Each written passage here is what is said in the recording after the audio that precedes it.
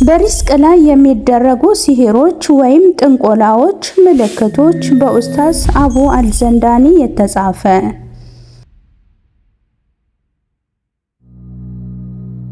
ይህ የቀልብ ዶክተር ድምጽ ነው። አልሐምዱሊላህ። ታካሚዎቻችን የሚድኑ በእኛ ኃይል እንዳይመስሎት በአላህ ኃይል ብቻና ብቻ ነው። ከቀልብ ዶክተር ዓላማ ውስጥ የአላህን ተአምር ማንገስ ዋነኛው ነው። በየጊዜው በቀልብ ዶክተር ታክመው መዳናቸውን ማመን እስከሚያቀታቸው ሲቃይ የተናነቃቸው ሲገልጹ የአላህ ተአምር ምን ያህል የገዘፈና ግልጽ እንደሆነ ያሳየናል። ከህመም ወደ ጤነኝነት፣ ከጭንቀት ወደ ደስታ፣ ከጨለማ ወደ ብርሃን፣ ካላሰቡበት ወደ ስኬት የደረሱት በአላህ ተአምር ቢሆን እንጂ። ልብ ለአላህ እጅ የሰጠና የተናነሰ ሲሆን ግልጽ ይሆናል። አላህም እንዲህ ይለናል፣ አላህን ትገነዘቡና በእርሱ ታምኑ ዘንድ በችሎታው ላይ ያስረጅ የሆኑ ግልጽ ተአምራቶችን ያሳያቸዋል። አልበቀራ። ኑ ባላህ ቃል ያላህን ተአምር እናግስ። ሕክምና ማግኘት ሲፈልጉ ይሄንን ሊንክ ይጫኑ። አሰላሙ አለይኩም ወራህመቱላሂ ወበረካቱሁ። ውድና የተከበራችሁ የቀልብ ዶክተር ቤተሰቦቻችን እንደምን ከረማችሁልን?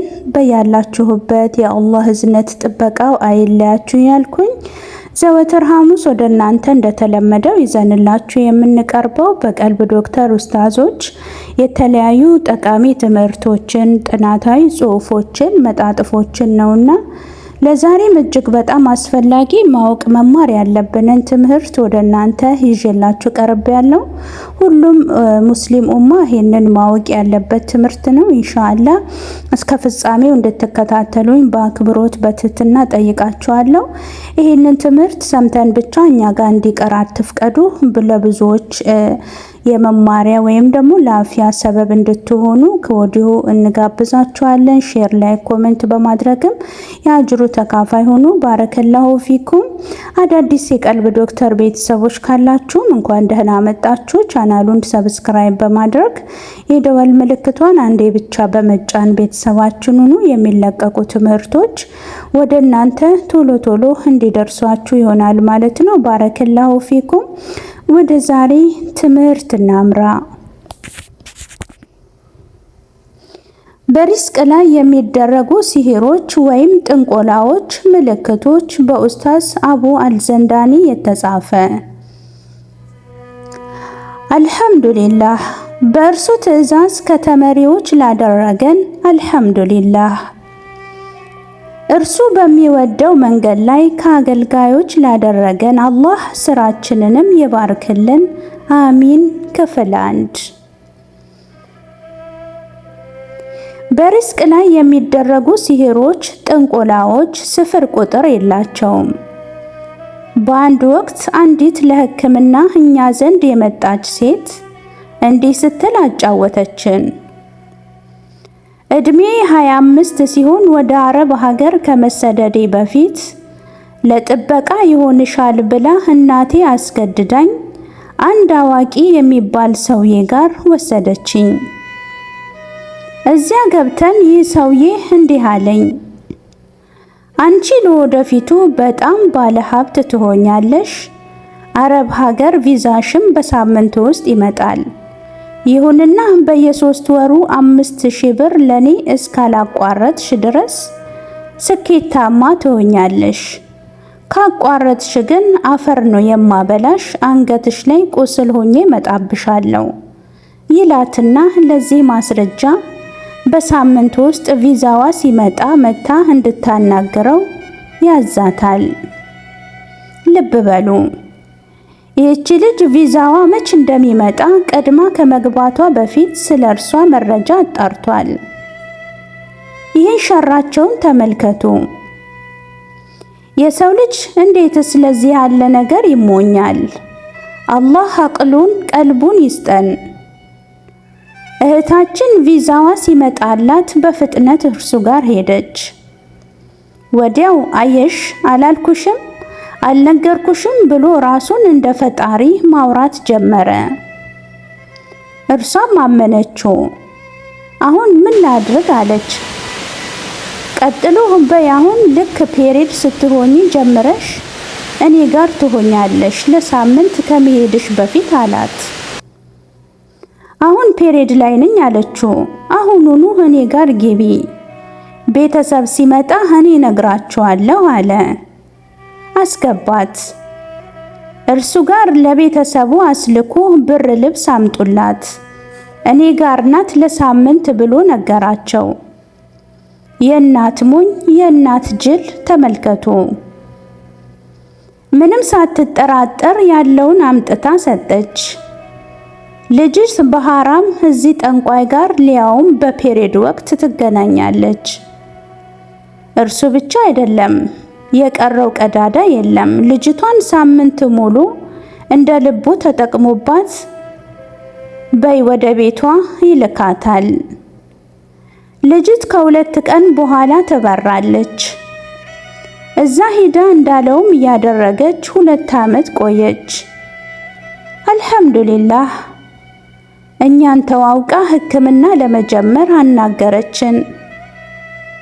በዚህ ጊዜ ምንድነው ያለችን ከታሪኳ ውጪ ለዚህ ጠንቋይ ብር መላክ ስትረሳ ወይንም ስታቆም ሆዷ ያብጣል፣ ይነፋፋል፣ ነፍስ ውጪ ነፍስ ግቢ ነው። ተመልከቱ። ይሄ ሙሽሪክ በዚች ልጅ ላይ ምን የሚሉት ሲህር እንደሰራ አናውቅም፣ ግን በፔሬድ ወቅት እንደተገናኛት ስለነገረችን እርሱን ጠርጥረናል። አዎ በፔሬድ ወቅት አትገናኙ፣ የሸይጣን መጫወቻ ናችሁ። እህታችን በዛ ወቅት ሲደግም ሲለፈልፍ ልብ አላለችውም ነበር።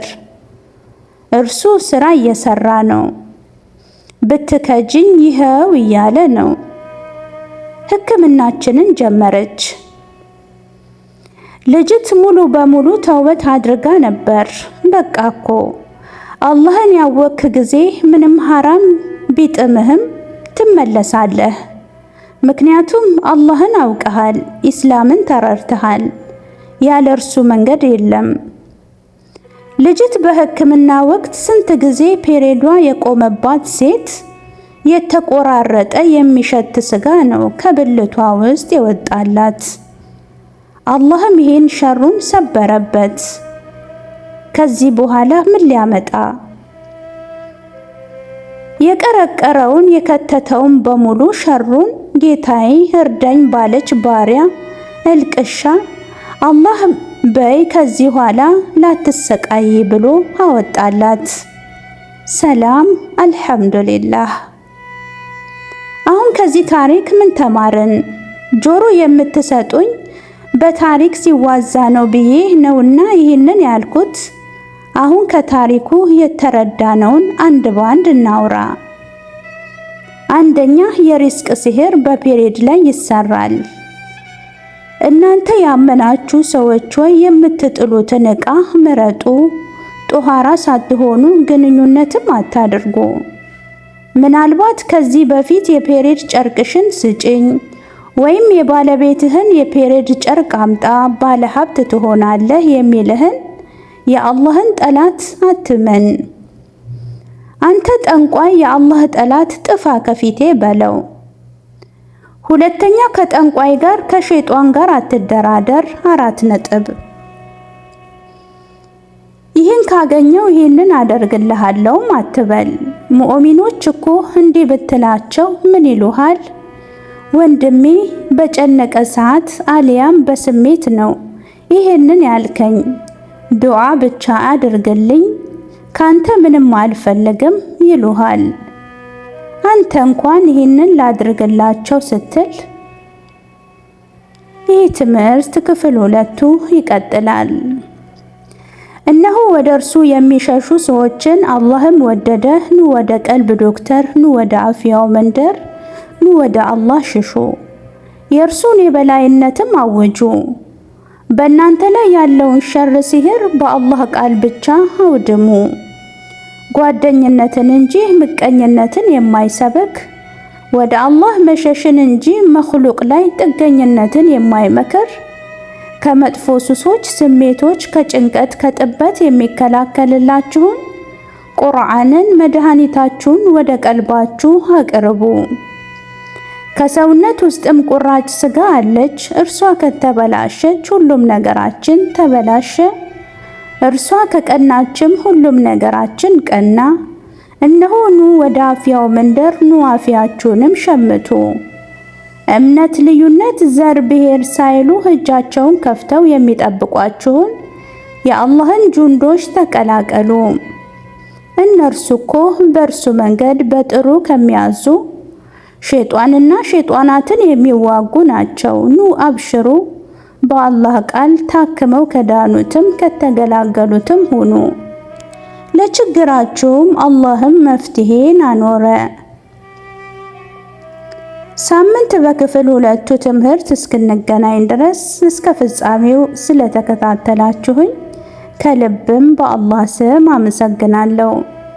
ሼር፣ ላይክ፣ ኮሜንት ማድረጋችሁንም አትርሱ። በድጋሚ ወሰላሙ አለይኩም ወራህመቱላሂ ወበረካቱሁ።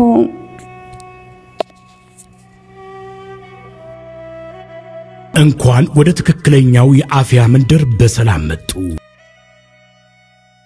የቀልብ ዶክተር በሲህር፣ በጅን፣ በአይንናስ እንዲሁም የስነ ልቦና ጫና የደረሰባቸው የሰው ዘር ፍጥረታት በሙሉ ታክሞ የሚድኑበት ነው።